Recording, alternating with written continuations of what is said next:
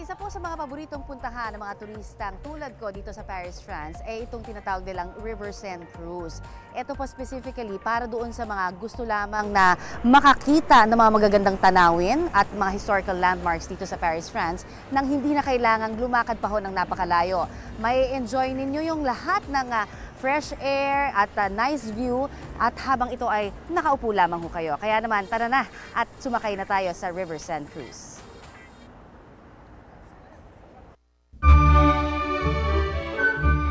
Kanta, painting, maging sa pelikula man at telebisyon, bida lagi ang River Seine, ang pinakasikat na marahil na ilog sa Paris o sa buong France.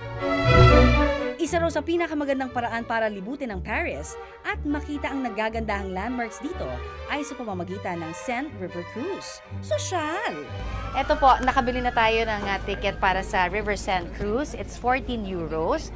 At ito po ang cruise na ito ay tatagal ng 1 hour. Paalis na tayo naman ng Pont Neuf Bridge. Nakita natin, dito ho yung departure area. No? Kikita natin, ito ang pinakamatandang tulay sa Paris.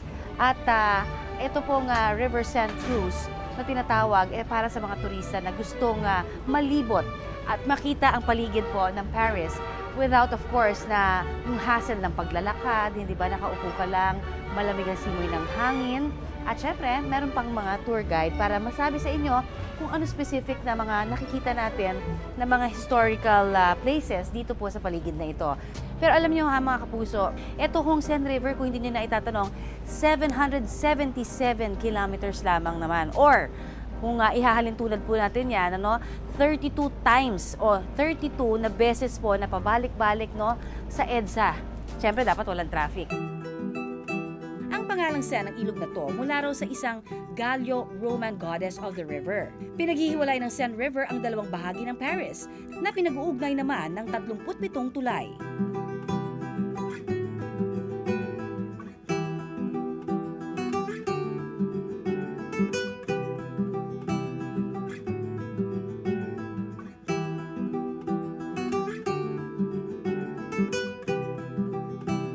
Sa magkabilang banks o gilid naman ng ilog, nakahilera ang iba't ibang tanawin. Di mo lang alam kung ano ang una mong titingnan. Lahat magaganda. Yung mismong riverbanks nga ng Seine, idineklarang World Heritage Site ng United Nations. Nang makarating kami sa tapat ng Eiffel Tower, nag-U-turn ang aming bangka hanggang madaanan naman namin ang Notre Dame Cathedral. Yan po naman ang Notre Dame. Pupuntahan din natin yan sa mga susunod na araw. At ito, nakikita natin na sample pa lang, meron itong 32,000 pieces of glass.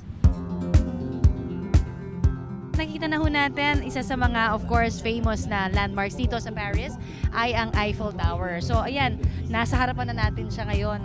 At ang maganda dito sa pagsakay sa River Seine, mapupuntahan mo na, makikita mo, mabubusog ang iyong mga mata sa dami ho na magagandang tanawin na hindi ka napapagod dahil sa kakalakad. Ayan.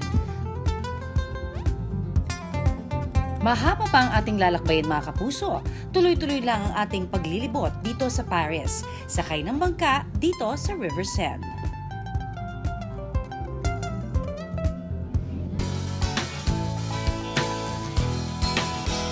Mga kapuso, nakakabusog talaga sa mata ang tanawing napakagagandang nakita natin dito sa River Seine Cruise. At syempre, napakaswerte ko rin dahil ngayon, tinabihan ako sa lahat naman ng matatabihan niya dito sa mahigit isang daang capacity nitong boat namin ay isang Pinoy, no? Si Jess. Nako, Jess, kamusta naman? Okay naman po.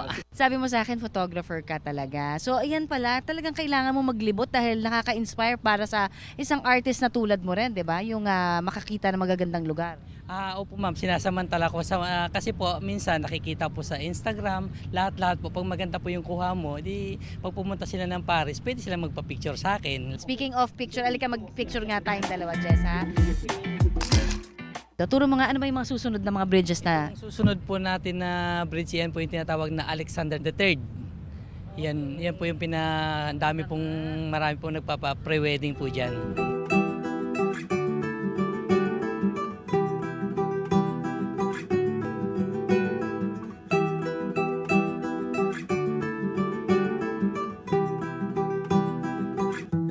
Alright, ito pong susunod susunod na bridge na ito yung tinatawag na Pont de Sar Bridge or otherwise known as the Lovelock's Bridge. Kaming dalawang mag-asawa ko nakapaglagay kami dyan dati. Pero, naku, marami hong nalungkot dahil ngayon, dahil sa sobrang bigat na ng mga locks dyan na nilagay, muntik na daw na magkaroon ng problema yung mismong bridge. So, pinatanggal ng French government. At ngayon, ayan, nakita nyo, glass na siya.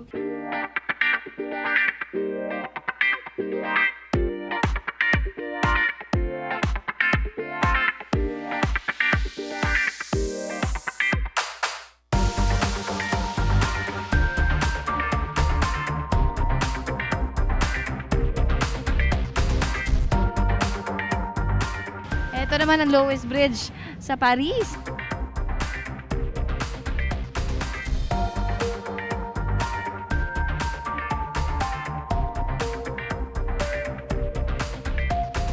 Ito po naman ang tinatawag nilang Mary Bridge. Ito po ang bridge na pinaniniwalaan na kapag dumaan ka dito sa ilalim nito at meron kang katabi at hinalikan mo, ang iyong wish ay magkakatotoo daw.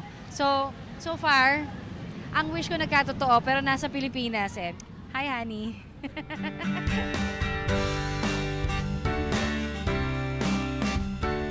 Okay, ito naman ho ang nakikita natin yung City Hall of Paris. At ito ho ay ginagamit na dati execution place. Currently ay ginagawang mga concert venue, music festivals at saka syempre meron na rin daw dyan ice skating rink sa loob. Yan ay initially ay Royal Palace na ginawang kulungan noong 14th century. Diyan din po pinatay si Marie Antoinette at yun po ang naging very historical about that, no? So napaka-interesting talaga, no? Kasi dito sa River Seine Cruise, natututo pa tayo ng history at mabibigyan ka ng napakadaming information. So sulit na sulit itong River Seine Cruise.